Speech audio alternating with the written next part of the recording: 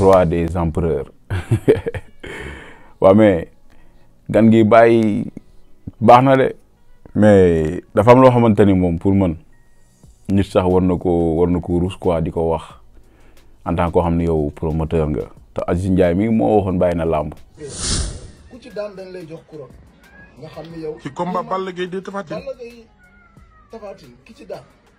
mooy ñi man ci làmb yaa leen man loolu lay tekki booy dégg empereur mooy empereur moo mën buur yi. boo dajalee buur yëpp empereur moo leen man kon combat boobu Balla Gaye Tapha Tine ku ci daan di nga am couronne bu kenn mës am te yaakaar naa aussi tam li ci Baye Ndiaye nar a def mooy la amoon bu njëkk. mooy lan. mooy ku nekk empereur dañ lay utal cachet utal la salaire di la fay tous les mois ba keroog ngay amaat combat loolu mooy doon décoration combat boobu ki ci daan dañ lay utal cachet ngay bàkku si tous les mois ci stade bi. boole yow ñu utal la cachet di la ko fay utal la sponsor bu la accompagner pendant 1 an ba keroog ngay amaat beneen combat ba keroog ngay tegaat couronne bi da ngay am sponsor yu la accompagner di la fay tous les mois wane ni tey li nga nekk li nga jël. muy couronne des empereurs dañ koy valoriser boole ci dinañ la yóbbu ay vacances dinañ la defal ay festivités ci sa. mais moom daa mel day sàkkatoo rakk ji quoi waaw di utiliser turu rakk ji naan rakk ji nee na da ci yokk lii bon na assumé rek moo waxoon bàyyi na làmb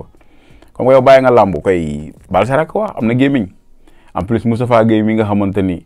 wax dëgg fa yàlla am na yenn wax yoo xam ne sax en tant que ancien gloire wóorul nangu sax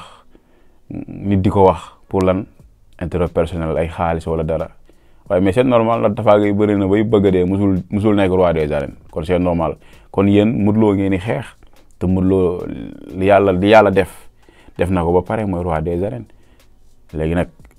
arène bi amul roi des empereurs ndax GNG waxu ko kon yéen seen wax yii nii waxu soxor rek la waxu soxor la te GNG dafa war a wax ak yéen waaw ay promoteur kese ngeen. waaw promoteur dafa war a yem si charte yi nga xamante ne dañ ko teg waaye yéen bëgg a teg seen équipe naan ay ku gagné fii ak 1 an dañ lay jox salaire te kii nga bàkku waaw patati patata ay wax yoo xam ne waxi kese la waaw promoteur ngeen da ngeen a tëgg waaw leneen lu si mën di am ku daan la jéem a dem xool bëreeg Modou Lo Balla Gaye moo daan Modou Lo dëgg la waaye Balla Gaye moom tamit dafa am ñu ko daan ba mu nekkaat ndaare waaw léegi bëgg a yéegaat si kaw na fexe jéem a amaat revanche ak Modou Lo waaw mais sant bi moom Modou Lo moom mooy roi des arènes mu neex leen mu naqari leen da ngeen doon teg ay milliards agent bi nii ci la làmb wax couronne bi moom moo ko yor couronne bu ngeen munti def tamit couronne boobu noonu ci ginnaaw Modou Lo lay toppaat waaw mais wax dëgg yàlla Aziz Ndiaye moom waaw soxor rek waxu ko soxor nga waxee quoi en plus Moustapha Gueye am na yoo xamante ni yow da nga ci war a tëddee ñaaxaanaay saa bu waxee lii nii yow yaa ko waroon corriger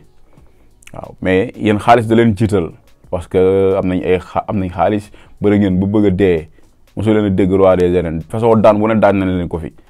waaw Moustapha Gueye bon ay xale lañ mais nag am na lu ñu fàttali ko si làmb kon na c'est normal yéen ngeen bëgg a am seen benn gang si côté bi bañuñu ko quoi mais ngeen koy teg muy sérieux waaw Modou Lo mooy roi des arènes xarañ loo. Gauche wala droite, dis-moi. Si tu veux en haut en bas, dis-moi. Le tang wala le 7, dis-moi. Ma servir la bu 19h jotee ñu tëddi na metti na yàgg na mel ni. 19h jotee ñu tëddi na yàgg na metti ho après mu ni gauche droite waaw gauche droite en tout cas mooy titre son bi sax jamono ji moom bëri na polémique trop bëri na polémique parce que nit ñi gis na ne son bi wax ji dafa saay-saay waaw li mu ci wax dafa saay-saay quoi donte son bi disponible na diglu naa lépp mais boo xoolee partie boobu rek moo nekk partie bi nga xamante ne dagg nañ ko publier ko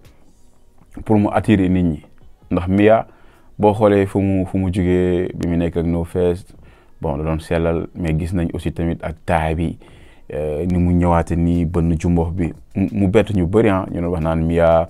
vraiment ni ñu ko xamee woon ak léegi peut-être loolu bon façon de vie am la mais il faut que tamit muy jot ay critiques ndax tamit am na loo xamante ni tey yenn paroles yi baaxul si yenn ndaw yi ñu ngi koy déggee parce que sens bi ñu koy yóbbu waaw son bi nag son bu am bind la déglu naa lépp waaw parce que rappeur moo ko bind Baxaaw moo bind son bi te Mia boo xoolee son mi di si ëpp bon dina si participer pour bind mais bu dul Kouroumari Maro men Medina di ko bégee le grand depuis Medina muy Kourouma moom yàgg nañ depuis journal rappé waaw ma nga woon foofu ma nga xam ne moom jëkkëram No Face mi nekk beatmaker bi Mia di ànd ak Koul Mouktar muy Mia Mouktar avant que Mabo di ko jël parce que amoon na ñaari son yoo xam ne moo Koul Mouktar defoon nañ ko muy bëgg Koul Mouktar muy parolier bu Thione Seck bon xaalis ak Johnny Gongo mu nekkoon ci journal rappé mais genre parole woy yi du fi tey ndax déggal ngeen fi Kumba Gawla Seck déggal ngeen fi Kumba Gawla sound boobu naan ay ma yër li nga yor ak waykat boobu doon wax naan ay yëkkatil ma xool sa pointure ak yu bëree yoo xamante ni lu jiitu lii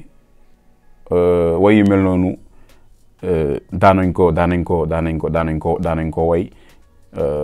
xëy na nag jamono day dox TikTok bi ndax lu influencer ndaw yi dafa yomb waaw yooyu bu dee am ndaw yi buñ ko déggee foog bon seen xel dafay sori waaw moo tax si jamono ji ñu toll nii dina doy waar trop pour ñu éduquer ndaw ñi moo tax nag artistes yi bon xëy na ñoom à chaque fois ñoom dañuy bëgg bruit dañuy bëgg coow moo tax yenn yi dañ koy bëgg mais man son bi wax dëgg yàlla déglu naa ko mais xëy na partie boobu rek moo si nekk partie boo xamante ni moom jaaxal nañu bëri mais bu ngeen ko dégloo après peut-être di ngeen comprendre vidéo bi aussi tamit gars yi naan noonu nga war a censurer patati patata yaa mu gën a xam mais vidéo bi mënuguñ ci wax dara parce que génnagul mais en tout cas bëri na critique positif que négatif est-ce que Mia lii war na ko wax wala waru ko wax yéen tamit seen réaction si ngeen bokk si commentaire yi ngeen wax seen xalaat est-ce que lii c'est normal wala c'est pas normal ci dégg waaw 19 heures ñu tëddi na yàgg na métti oh non loolu doy na waar gars yi acca gars yi aimez partagez et abonnez su ngeen paree aussi tamit ngeen dem sama chaîne YouTube daws ngeen abonné foofu pour que vidéo yi gën a mën a yaatu foofu noonu ngeen ko mën a seetaan aussi yéen ñi nga xam yéen a ngi abonné bu leen fàttee ba seen cloche notification bu vidéo bu ñu dugal ngeen mën ko am